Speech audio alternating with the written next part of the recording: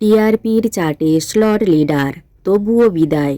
জি বাংলার জনপ্রিয় ধারাবাহিক জগদ্ধাত্রীর দীর্ঘ 3.5 বছরের পথ চলা শেষ হলো। বৃহস্পতিবার সম্পন্ন হলো এই মেগাটির অন্তিম শুটিং, যার শেষ সম্প্রচার হবে আগামী রবিবার 14ই ডিসেম্বর।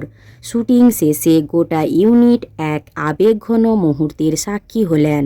কেক কেটে, একে অপরকে খাইয়ে এবং উষ্ণ আলিঙ্গনের মাধ্যমে এক দীর্ঘ সফরের ইতি টানলেন তারা। কেকের ওপর জলজল করছিল এক বার্তা, জগদ্ধাত্রী জেগে থাকবে সব প্রতিবাদী কণ্ঠে। অঙ্কিতা মল্লিক এবং সৌম্যদীপ মুখার্জির অনস্ক্রিন রসায়নের পাশাপাশি অফস্ক্রিন গুঞ্জনও শিরোনামে থেকেছে। তবে সমস্ত জল্পনা দূরে রেখে তারা নিজেদের সেরাটা দিয়েছেন। 2022 সালের 29শে আগস্ট শুরু হওয়া এই মেগাটি টিআরপিতে নিজেদের স্থান শক্ত হাতে ধরে রেখেছিল।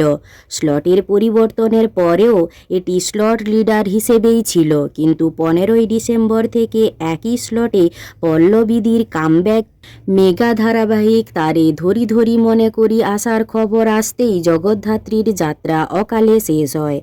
এখন দর্শক অধীর আগ্রহে দেখবে নতুন ধারাবাহিকটি এই শূন্যস্থান পূরণ করতে পারে কিনা।